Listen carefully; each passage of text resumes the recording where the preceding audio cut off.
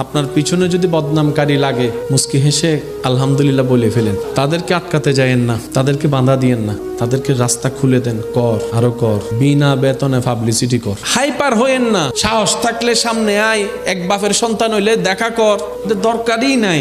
আল্লাহ আপনাকে বিনা যুদ্ধে জয় করতে চাচ্ছেন, আপনি কেন যুদ্ধ করে খামাকা শরীরে শক্তি নষ্ট করবেন? দরকার কি? ছেড়ে দেন না তাকে আপন হালতে। সে বদনাম করবে, আপনার গুনাহ নিবে। সে বদনাম করবে, নিজের সওয়াব আপনাকে দিবে। সে বদনাম করবে, আপনার প্রচার করবে। সে বদনাম করবে, আপনার নামটা যে জানে না তাকেও শোনাই দিবে। তো সে যখন বিনা বেতনে এমন কাজ করতে চাচ্ছে স্বইচ্ছায়, আবার অন্যদিকে ওয়াইলুল্লি কুল্লি হুমাজাতিল লুমাজা তার উপর অর্পিত হবে, আপনার টেনশন কি?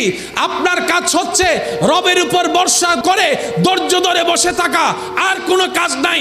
করতে দেন দুশমনকে দুশমনের কাজ, করতে দেন আপনার চাচা জেঠাকে সম্পদ খাওয়ার কাজ, করতে দেন, করতে দেন।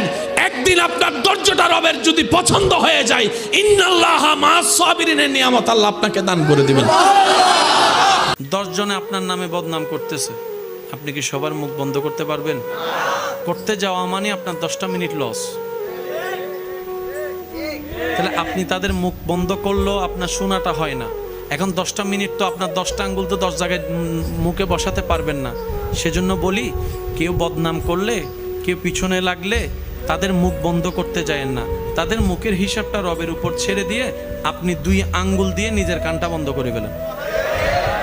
আপনার সময়ও বাঁচবে, আপনার কষ্টও কম হবে, কারণ সে তো আর আজীবন বলতে থাকতে পারবে না, আজীবন আপনার কান বন্ধ করে রাখতে হবে না। এই যে আপনার বদনাম করেছে, ওয়াইলুল্লি কুল্লি হুমাজাতিল লুমাজা, আয়াতের মাধ্যমে সে নিজের পায়ে